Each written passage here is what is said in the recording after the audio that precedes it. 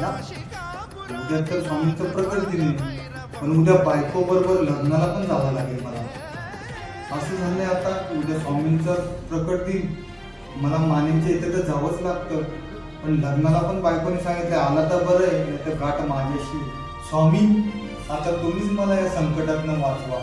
Shri Swami Samarth, Shri Swami Samarth.